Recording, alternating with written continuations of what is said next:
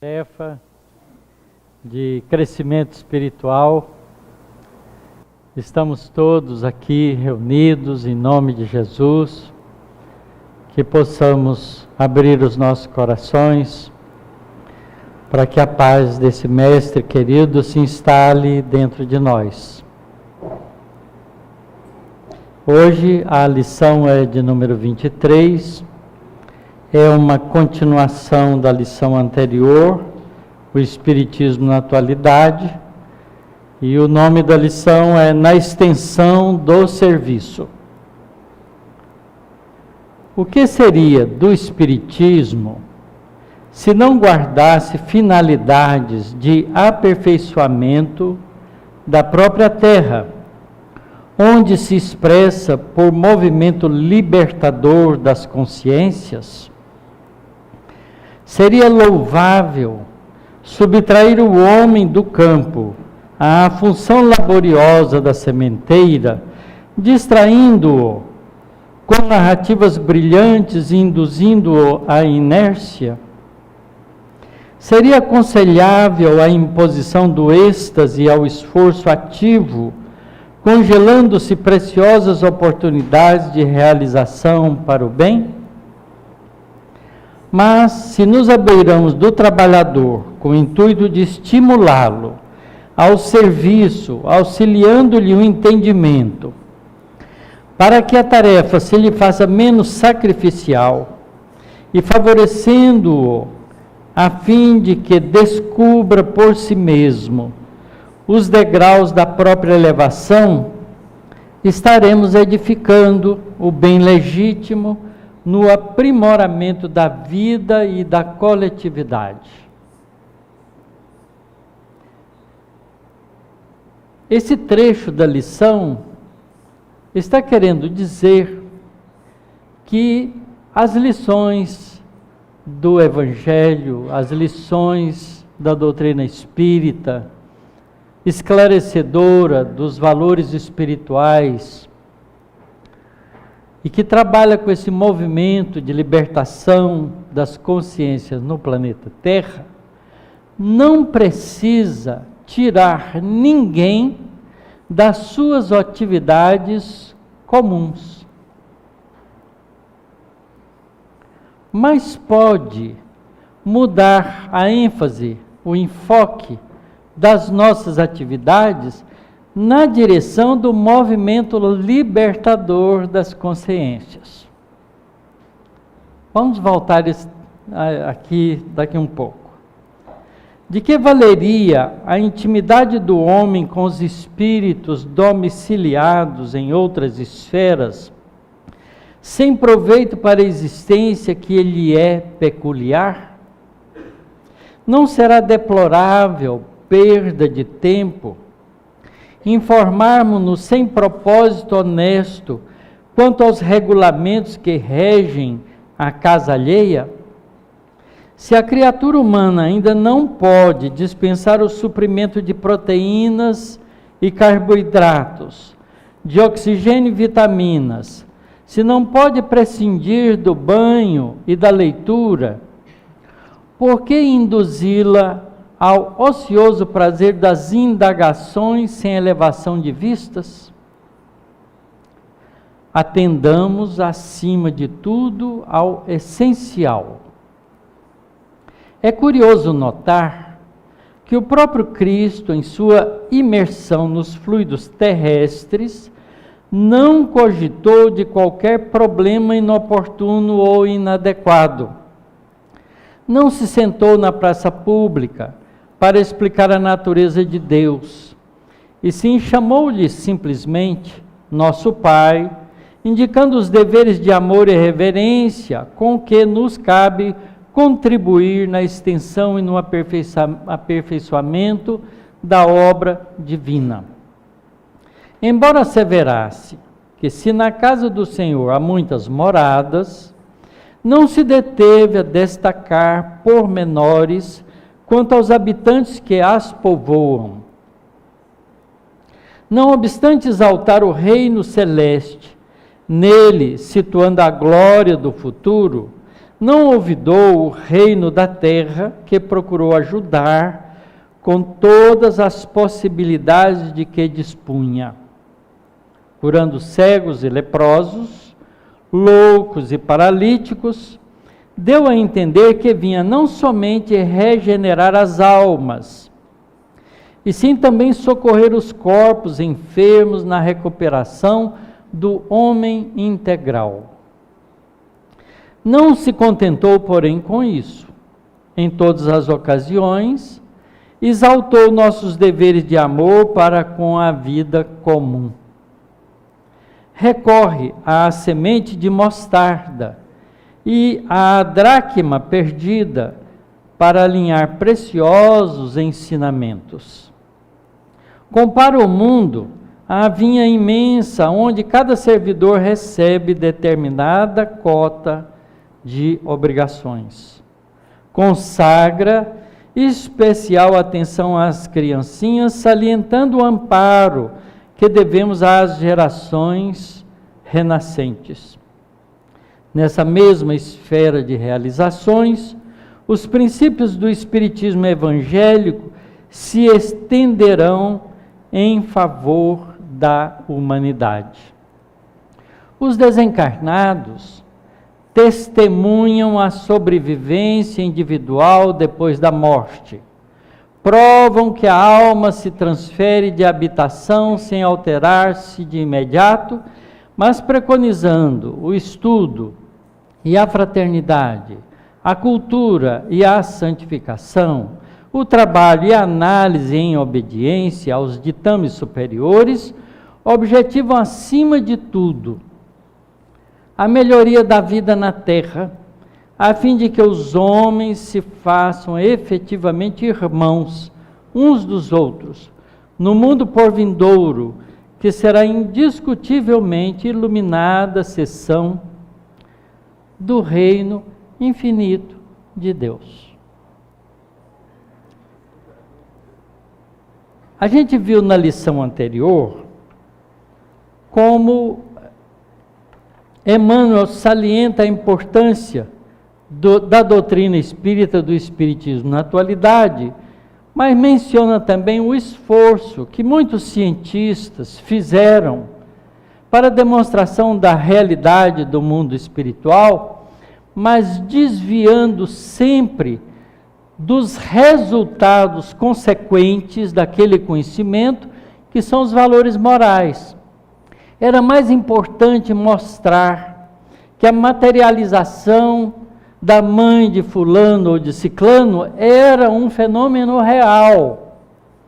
Era cientificamente demonstrado pelas evidências das observações, mas sem tirar daí qualquer consequências do ponto de vista do cotidiano da vida. Então, nessa lição agora, Emmanuel chama a atenção especificamente para essa ação que é de essência. Porque o Espiritismo não veio simplesmente demonstrar que existe um mundo espiritual, mas ele vai, em função dessa demonstração, mostrar as consequências de se saber que existe um mundo espiritual em continuidade da vida terrena, do qual a grande maioria da humanidade passa despercebida. Porque o que adianta nós sabemos que a vida continua se a gente continua morrendo de medo de morrer? O que adianta a gente saber que os espíritos continuam vivendo no mundo espiritual, mas se eles aparecerem para nós, a gente fica apavorado e sai correndo porta fora? Quantos de nós, às vezes, se sente incomodado em casa porque sente a presença de algum espírito e se sente importunado com aquela presença e fica desesperado para se livrar daquilo? Quantas pessoas são médiums, mas não têm a coragem de enfrentar essa realidade interior que ela carrega consigo num trabalho de crescimento espiritual. Eu tenho uma amiga que vê os espíritos todo o tempo. Todo o tempo. E ela pede a Deus para dar um jeito de fazer com que ela não enxergue, mas porque ela não aguenta ver tanto espírito. Só incomoda a vida dela. Já foi convidada 1.500 vezes para vir para o centro, estudar a doutrina, estudar a mediunidade e começar a utilizar a mediunidade como um recurso de auxílio aos espíritos que necessitam. Porque se ela fizesse isso, a visão espiritual dela caía num regime de normalidade e não a incomodaria na vida, mas ela foge da responsabilidade. Então sofre, já tem mais de 20 anos com essas dificuldades espirituais. Ultimamente ela disse, agora eu faço de conta que não vejo eles, para ver se eu fico tranquilizada. Mas eles veem ela, não adianta. Então vocês vejam que há uma realidade fenomenológica, de fatos, de fenômenos que acontecem, mas há uma consequência muito importante por trás disso, que é para que essas coisas acontecem, qual a finalidade delas, qual é o propósito nosso de saber que o nosso universo tem 3 trilhões de galáxias do tamanho da nossa. Se nós não utilizarmos para isso, dessa grandeza maravilhosa do universo, para nos sentirmos mais íntimos com esse Criador, inteligência suprema fantástica, que ao fazer tudo isso, nota a existência de cada um de nós individualmente. Então, há uma importância muito grande da gente compreender o significado profundo de conhecer a realidade espiritual. É preciso conhecer, estudar, entender a realidade espiritual, sem dúvida. Porque ao fazermos isso com cuidado, com inteligência, com disposição, a gente vai perceber as consequências de tudo isso e vai usar desses recursos para uma mudança de conteúdo íntimo de cada um de nós na direção da construção da Terra, planeta que nós vamos continuar muito tempo nela, transformando-a num mundo mais alegre, mais feliz, mais fraterno, mais condizente com o bem comum. Nós estamos passando uma fase curiosa, como a mídia e como os sistemas econômicos controlam o nosso comportamento. O tal do coronavírus, que enquanto ele mata 160 pessoas no mundo, ou 180, o acidente de carro no mesmo dia mata mais de 30 mil. E a gente fica tão preocupado com o coronavírus que ele já mudou a economia do mundo. Que economia? A economia dos especuladores que jogam com dinheiro para extrair riqueza dos que menos têm para ficarem mais ricos. É um jogo de interesse mesquinho que utiliza dos recursos da imprensa simplesmente para tirar vantagens pessoais de grupos menores que controlam o dinheiro do mundo. E está todo mundo agora não pode mais dar beijinho aqui porque vai pegar o coronavírus. E a gripe? Só a gripe espanhola matou milhões de pessoas. E a gente continua aqui, Os que foram, muitos já reencarnaram. Qual é o problema? Por que que nós nos impressionamos com isto? Porque nós não nos atentamos para os valores reais do ser espiritual no cotidiano da vida. Algum de nós sabe de que vai desencarnar? Bom, só tem mais uma possibilidade com o coronavírus, mas a chance dele pegar a gente é mínima. Porque às vezes a gente está tão preocupado com o coronavírus que avança o sinal e morre atropelado. Tem gente que morre de medo de entrar no avião e o avião cai na casa dele. Já aconteceu isso muitas vezes. Então, é importante que a gente compreenda que é preciso ter uma compreensão diferente dos valores espirituais que estão à nossa disposição.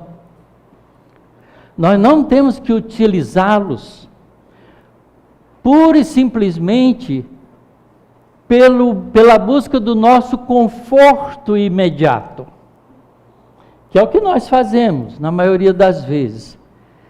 Ah, minha casa essa semana não está bem, vou lá no centro para ver se dá um jeito de fazer umas vibrações boas para melhorar. E a pessoa não pergunta, o que será que eu fiz?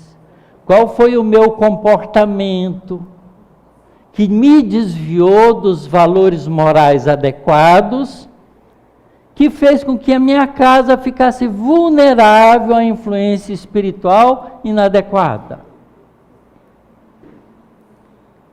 Então veja, é um problema de comportamento, é um problema de entendimento para se comportar bem. Então, é preciso saber, mas é preciso saber o que fazer com o que se sabe. E a gente está acostumado com isso no dia a dia da vida, porque a gente pensa que sabe um monte de coisa e não sabe. Querem ver? Vamos fazer uma experiência de química.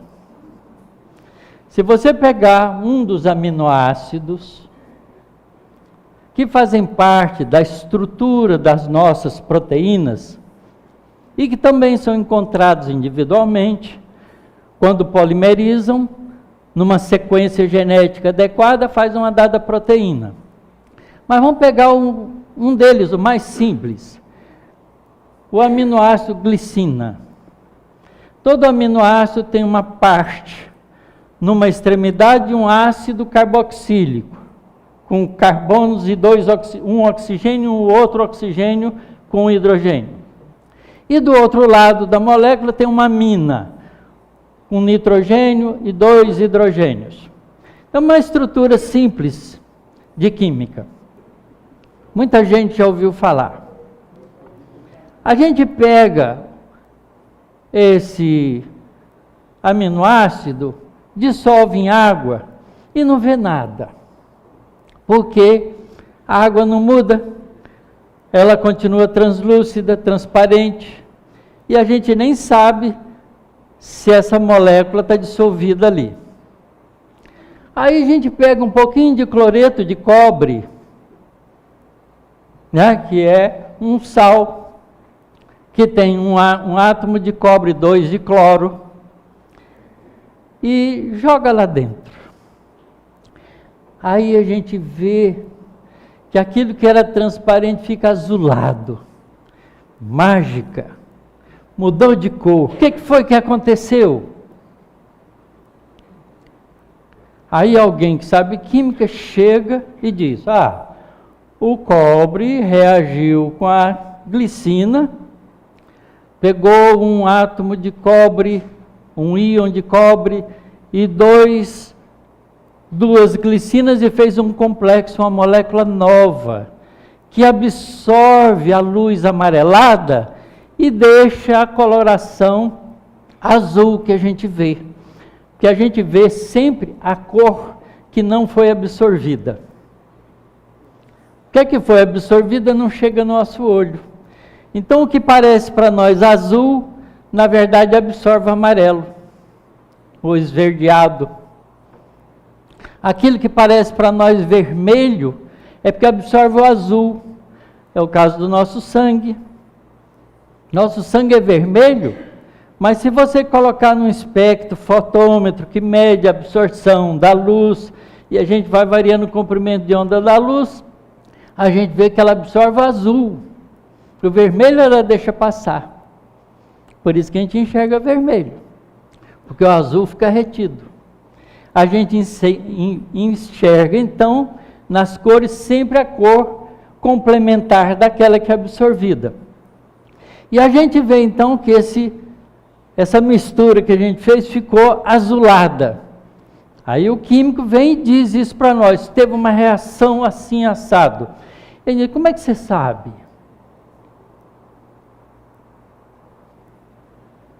Né? Como é que você sabe? Você viu o átomo de cobre interagir lá com a glicina? Não, não vi. Como é que você sabe? É importante a gente questionar essas coisas. A gente acredita, porque o químico falou, ele não mente. Mas se alguém falou que, na reunião mediúnica, falou com o irmão dela que já desencarnou, não acredito, você está sugestionado. Não, a gente acredita, porque não tem implicação moral. Mas a outra a gente não acredita, porque não nos é conveniente ainda. Mas ele fala assim, não, mas tem um jeito de demonstrar isso. Você faz o seguinte, evapora a água lentamente.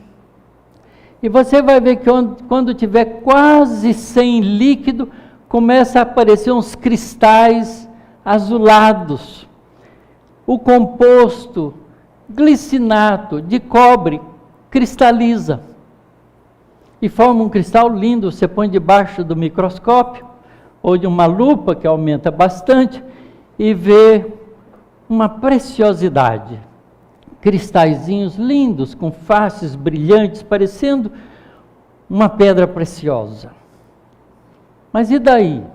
Como é que você sabe que é o glicinato de cobre que precipitou ali? Não é outra coisa que estava lá de impureza. Vamos dar um jeito nisso. Vamos levar para um cristalógrafo, que vai fazer a difração de raio-x desse cristal. E aí bota lá na máquina de raio-x. Um feixe de raio-x incide no cristalzinho e espalha a luz coerentemente, de modo que forma pontinhos, vários pontinhos que você coleta num detetor, num filme fotográfico sensível ao raio-x. Aí aqueles pontos estão todos organizadinhos, tão bonitinhos, separadinhos um do outro, numa lógica matemática, que você pode fazer um trabalho de análise matemática disso e levantar a posição dos átomos daquele cristal, do jeito que eles estavam arranjados, para dar aquela figura de interferência ou de difração de raio-x. E determina a posição de todos os átomos na molécula. E vê que está lá o cobre, ligado com aquele grupo OH, do átomo carboxílico, perde o próton do hidrogênio, fica o elétron do hidrogênio ali, naquele oxigênio. Como o cobre perdeu o cloro com um elétron que ficou com cloro menos, ele ficou mais, então ele vai lá e gruda naquele oxigênio. Mas ele precisa de dois, então ele pega duas moléculas e faz isso. E faz um complexo bonitinho que muda de cor. E agora assim, tem a prova. Que bacana, então agora eu sei que o químico falou, porque ele já sabia disso antes. Mas aí a gente vai para a reunião mediúnica. E de repente, um senhor do grupo mediúnico fica mediunizado. E uma voz fala assim, Oi, Antônio. O Antônio está assistindo a reunião. Antônio, sou eu. Eu quem? A Mariana. Que Mariana? Aquela Mariana que nós nos encontramos lá em Campos do Jordão, você não lembra? Você até tirou uma hortênsia e me deu como presente. Nós fomos juntos tomar um chocolate numa daquelas lojas que tem ali. E quando estávamos ali sentados, chegou um garotinho, lembra do garotinho? Pedindo ajuda. Nós ficamos condoídos dele, sentamos ele junto conosco e demos um chocolate para ele também. E conversamos com ele. E descobrimos, porque ele nos falou, que ele era de uma família pobre, que estava na rua pedindo, porque a mãe dele precisava de ajuda. E que foi, assim, uma situação que nós ficamos até constrangidos. Mas como a gente deu muita atenção para ele, a gente não sabe o que significou na vida dele. Olha, Antônio, encontrei ele aqui do lado do mundo espiritual. Porque, como você sabe, depois daquele encontro que nós tivemos, eu voltei para a minha cidade e morri atropelada. Passei para o mundo espiritual. E sabe quem eu encontrei aqui? Aquele garoto. Só que encontrei depois de algum tempo, porque faz muito tempo que nós não encontramos, não é, Antônio? E o Antônio, nessas alturas, já está começando a chorar. Porque ele lembra da Mariana, lembra de todos os casos ali que ela está citando. E sabe que aquilo não era de alçada de um médium, ainda homem falando com voz masculina, mas é ela, Mariana, que está falando. A gente pode reconhecer a Mariana pelos fatos relacionados que ela deixa e que mexe com o nosso profundo sentimento. E ela diz, então, sabe, aquele garoto, como eu encontrei ele aqui, ele voltou para casa, aquele encontro que a gente teve com ele foi importante para ele, porque os conselhos que nós demos a ele foi muito importante na vida dele. Ele se esforçou, voltou a estudar, formou-se em engenharia, começou a trabalhar ajudando pessoas com o curso que ele adquiriu. Mas pouco tempo depois, num acidente de trabalho, ele também perdeu a vida e voltou para cá. Por isso eu encontrei ele. Antônio, a vida continua. E o bem que a gente faz, às vezes, numa situação particular, pode render benefícios imensos para um grupo imenso de pessoas. Porque aquele garoto pôde cuidar da família dele melhor durante um bom tempo. Mudou a vida dele. E ele, ao se aproximar de mim aqui no mundo espiritual, me deu um grande abraço e disse que é meu amigo para o resto da eternidade. Então, há uma experiência de demonstração da realidade espiritual. Do mesmo jeito que a gente vai no laboratório e acredita nos instrumentos que a gente utiliza para conhecer as estruturas da matéria que a gente pode observar no cotidiano da vida. Então, o mundo espiritual não é um mundo de achismos. Essa teoria da doutrina espírita não é uma teoria, é um resultado de conhecimentos sólidos que se adquire através da experimentação. Mas quantos de nós tem coragem de, para realizar a identificação do glicinato de cobre, de estudar química, estudar física, estudar cristalografia, aprender a fazer os experimentos, aprender todos aqueles programas de análise matemática para resolver uma estrutura química de um composto novo, para poder saber coisas novas e descobrir novas coisas, porque a gente pode inventar novos compostos e fazer o mesmo tratamento. e avançar com o conhecimento das coisas materiais. Ora, e por que não fazer a mesma coisa com a doutrina espírita? Não basta chegar, eu quero assistir uma reunião mediúnica. Aliás, uma vez aconteceu isso lá no Obreiros do Bem, onde a gente frequenta. Chegou uma família inteira. A mulher, a irmã dela, a mãe dela, a sogra dela, os 3 filhos. Nós viemos aqui porque o nosso pai morreu, meu marido, meu filho, os parentes. E a gente queria ver se a gente podia falar com ele. Porque a gente ficou sabendo que no centro espírita a gente fala com os espíritos. E eu quero falar com meu marido. E a família inteira estava ali. Falei, peraí. Vai estudar química primeiro, vai estudar física, vai estudar as coisas para depois você compreender o que você está observando. Porque senão, você vai achar que é mágica. Ou não vai acreditar no que seus olhos estão vendo. Aquele azul podia ser azul de qualquer coisa. Então é a mesma coisa, olha, família, não é assim que funciona. A gente, para entrar em contato com os espíritos, a gente precisa se preparar para isso. Então a gente tem que estudar a doutrina espírita, estudar o que é mediunidade, ver como ela funciona, fazer ensaios, treinamentos. Isso leva uns 2, 3 anos de trabalho. Depois, então, vocês podem vir para a reunião mediúnica, participar delas. E aí, quem sabe, se seu marido quiser, ele vem e fala com você, como a Mariana fez. Oi, Antônio, sou eu, depois de tantos anos. É assim que funciona. Não adianta a gente pensar que a nossa convicção no mundo espiritual vai chegar de graça.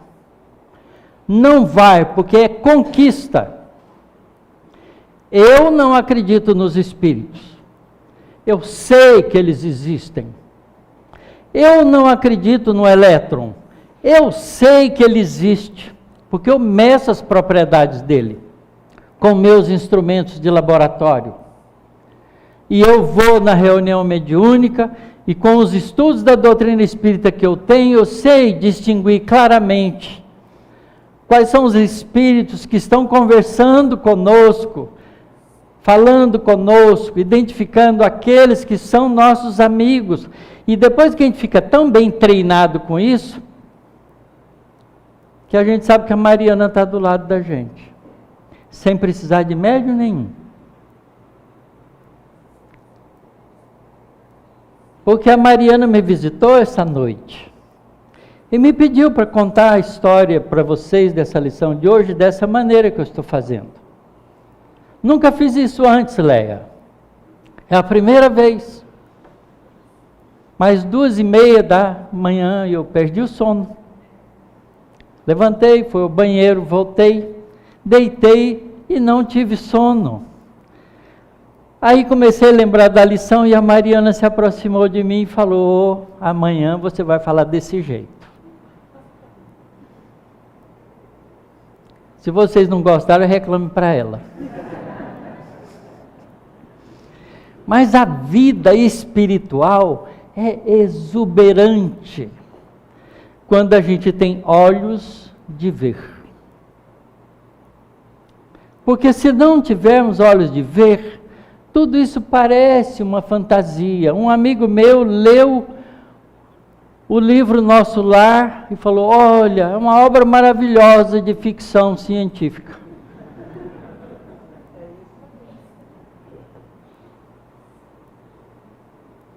Mas para a gente que de vez em quando pode visitar o Nosso Lar, não é. O Chico ia muitas vezes no Nosso Lar.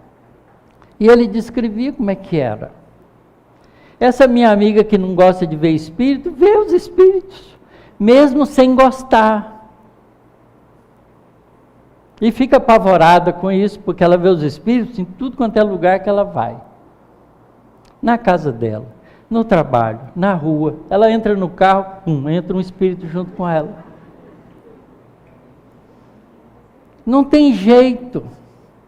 Ou ela usa esses recursos para o bem, ou vai ficar sofrendo as consequências de ter desenvolvido a mediunidade numa encarnação anterior de maneira equivocada.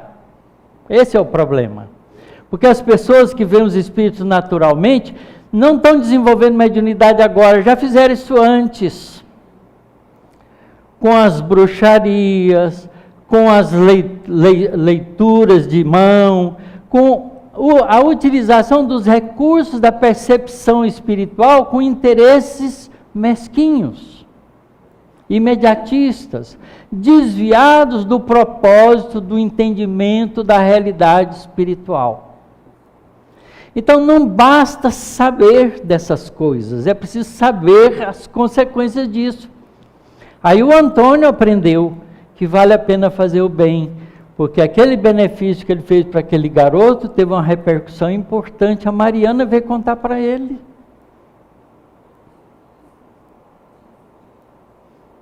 E a gente na reunião mediúnica faz uma quantidade imensa de amigos. Porque todos os espíritos que são beneficiados na reunião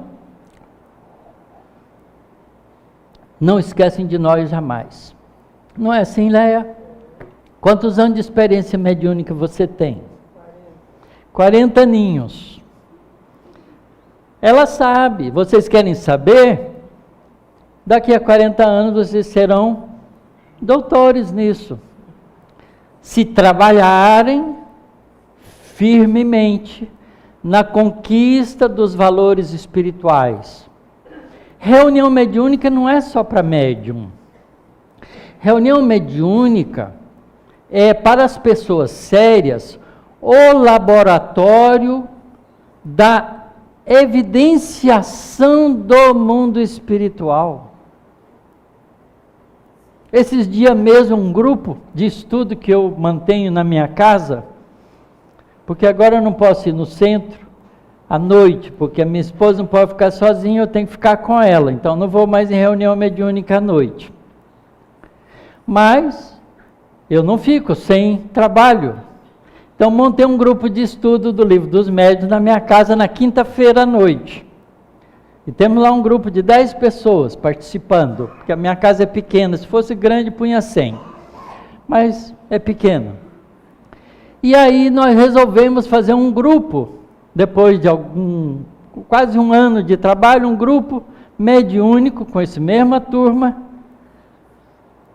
à tarde, porque à tarde eu tenho quem fica com a minha esposa. Então nós fazemos essa reunião na sexta-feira à tarde, das 2 às 3h30. Na quinta-feira, no nosso estudos, eu comentei com um grupo que quando eu estava em Goiânia, eu frequentei, eu era jovem ainda, tinha 20 e poucos anos, frequentei durante uns 5 anos um grupo mediúnico em Goiânia, que a gente tinha assim, muita liberdade de conversar com os espíritos.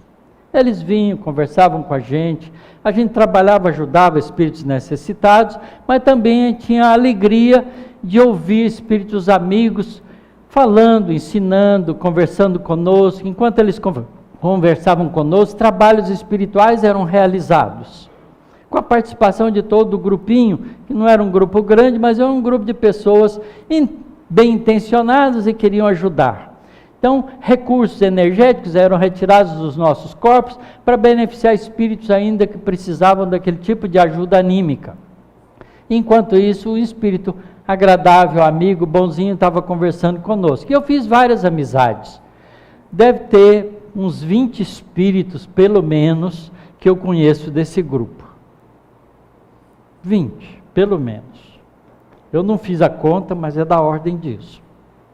Aí na quinta-feira eu comentei com os companheiros, olha, quando eu estava em Goiânia, assim, falei dos amigos espirituais.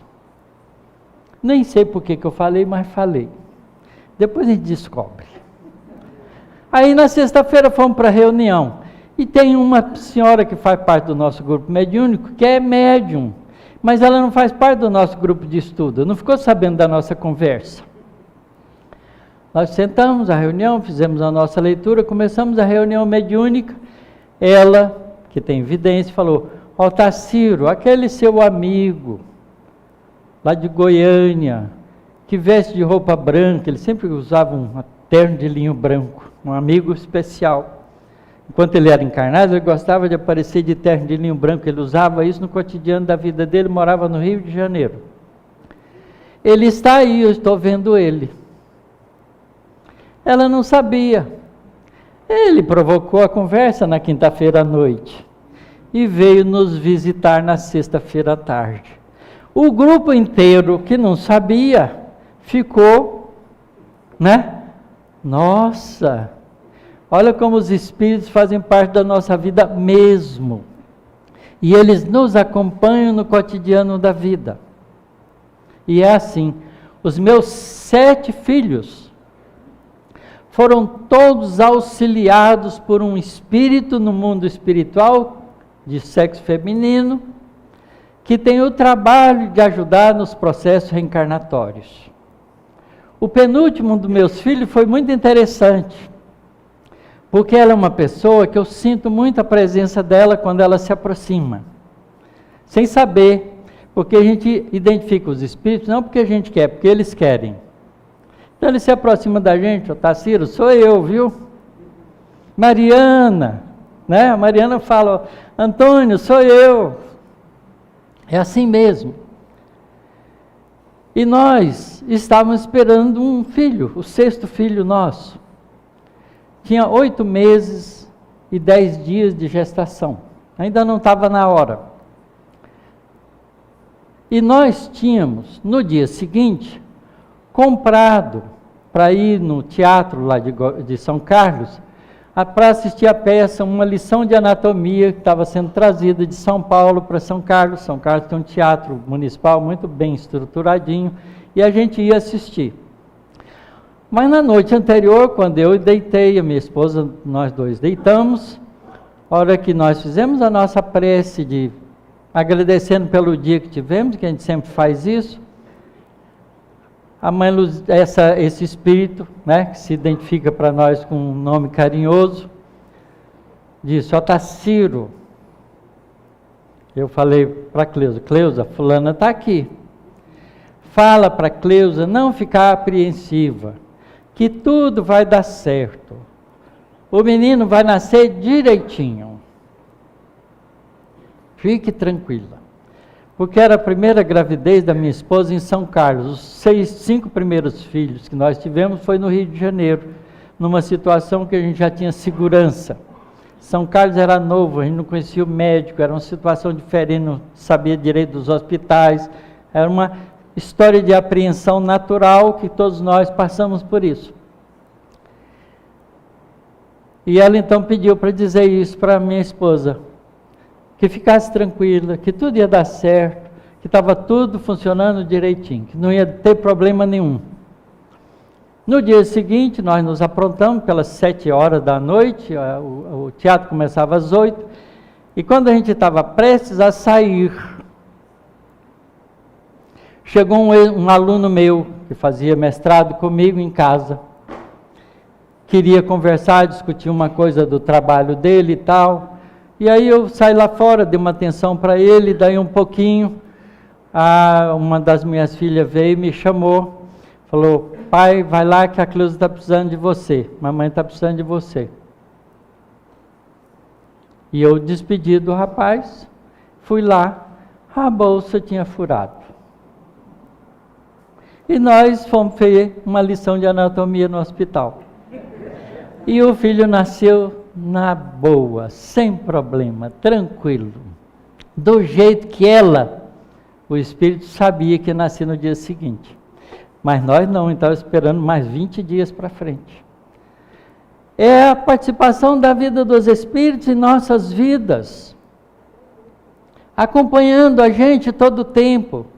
Não precisa da gente entrar na reunião mediúnica e ver um espírito materializado, porque se isso acontecer, a gente vai sair correndo. A gente ainda não tem estômago, não tem coragem para enfrentar uma situação tão exuberante quanto a materialização de um espírito. Mas eles sutilmente, amorosamente, carinhosamente, fazem parte da nossa vida. Mas esperam, por outro lado de nós, o mesmo tipo de atitude com os nossos semelhantes. Porque o papel da interferência do mundo espiritual em nossas vidas, especialmente a interferência dos espíritos bondosos, é para que a gente cresça como ser espiritual na direção do bem comum, do amor que Jesus ensinou para nós, que a gente ainda não sabe ter. E a gente ainda não sabe amar os nossos semelhantes. A gente mal ama as pessoas que fazem parte da nossa vida cotidiana, porque às vezes a gente ama com raiva, não é porque fica aborrecido com um, com o outro, por qualquer coisinha. Nosso amor ainda é michuruca, para não falar outro termo.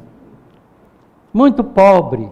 Mas a gente pode aprender a amar, transformando o verbo amar em verbo servir.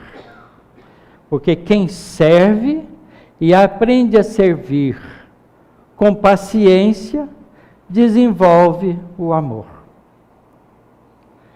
E é para isso que a doutrina espírita está conosco. Essa é a essência do esforço que os espíritos bondosos têm feito em trazer essa quantidade imensa de livros, de orientações, de esclarecimentos do mundo espiritual, para que nós nos engajemos de corpo e alma na construção de um mundo melhor no nosso planetinha Terra. Porque nós ainda vamos precisar dele, dessa Terra, desse planeta, em muitas vidas que vão vir pela frente durante muitos e muitos milênios. Porque nós longe estamos de sermos um espírito realmente de um mundo feliz.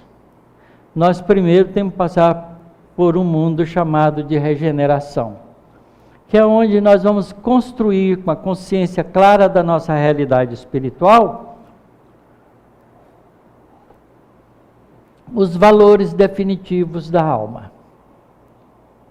E olhe só, nosso planeta Terra é um mundo ainda de provas e expiações, onde o mal ainda predomina sobre o bem. Por isso o coronavírus vira instrumento de uso dos gananciosos.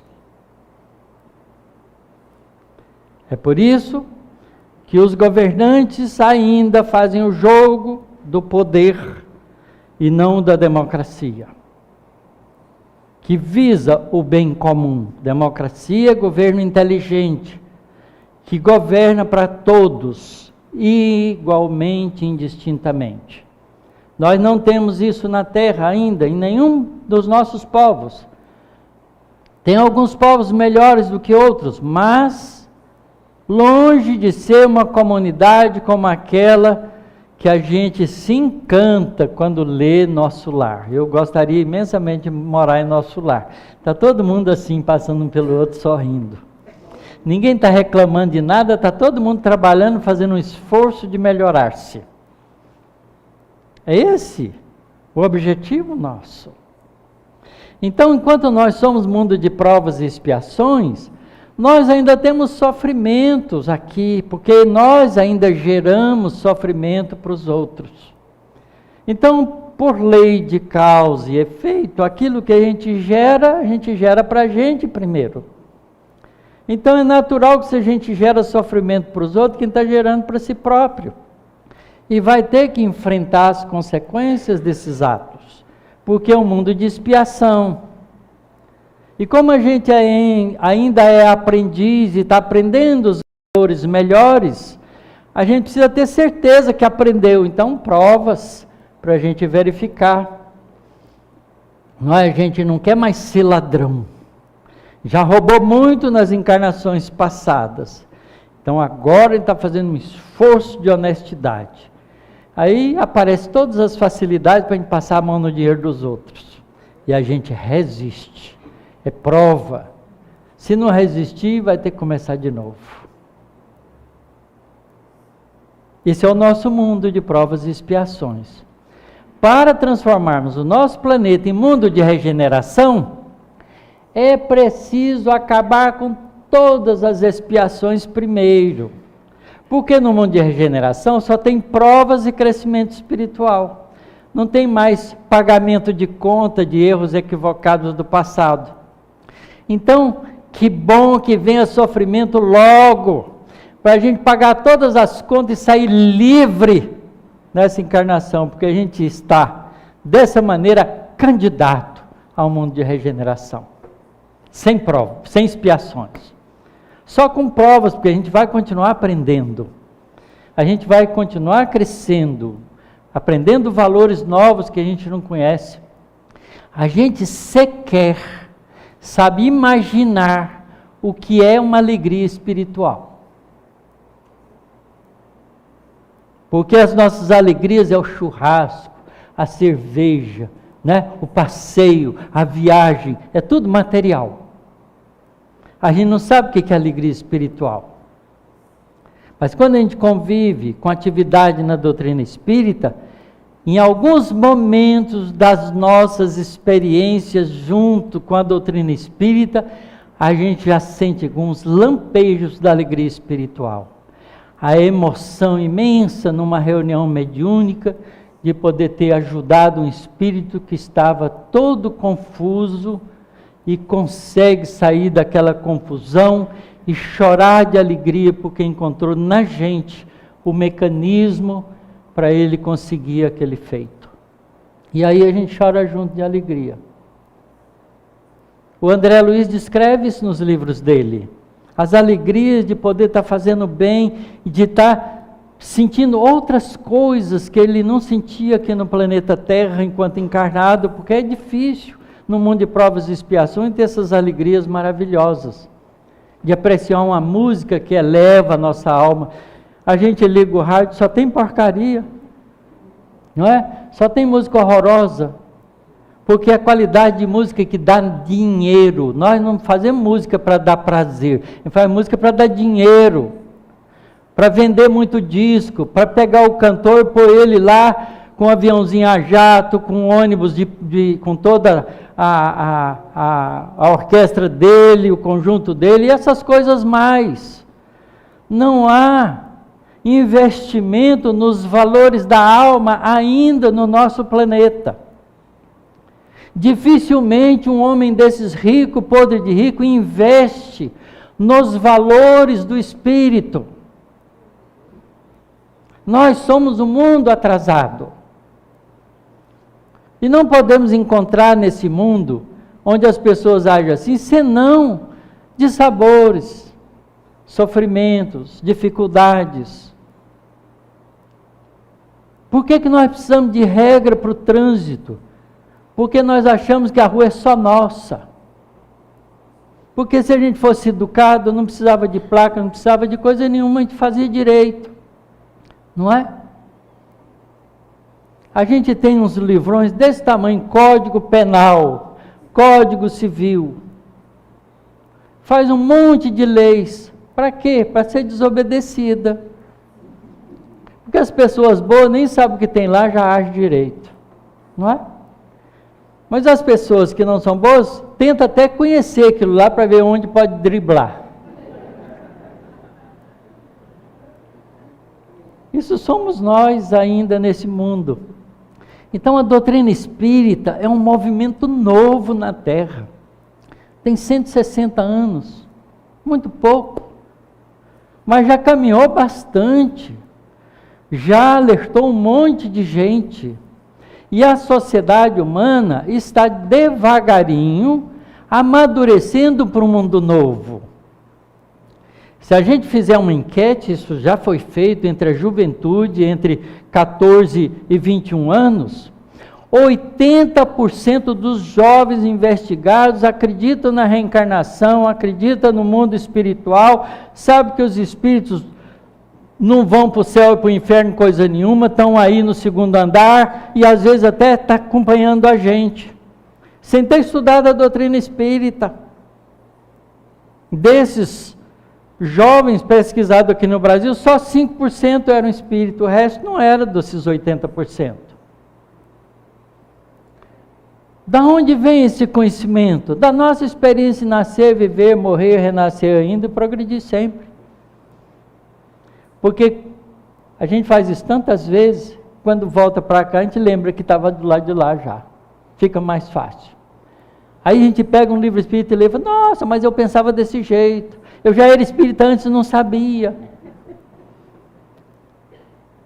Porque a gente tem experiências acumuladas. Quanto tempo nós estamos vivendo na Terra? Desde 400 mil anos atrás. Desde o Homo neanderthalensis. Estamos vivendo na Terra em encarnação em encarnação. Uma atrás da outra. Fazendo todo tipo de aprendizado. E criando todos os problemas com os desvios daquilo que nos traz felicidade. Aprendendo com os erros e acertos. Mas agora nós estamos na hora de enfrentarmos de frente a nossa realidade espiritual.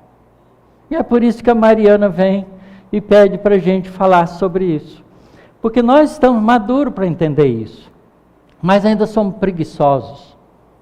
A gente não vem fazer os cursos.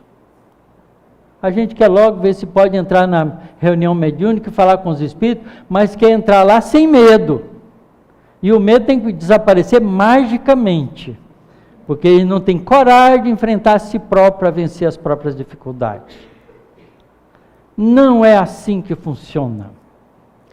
A lei do progresso é a lei do esforço, lei do trabalho, lei da dedicação, da perseverança.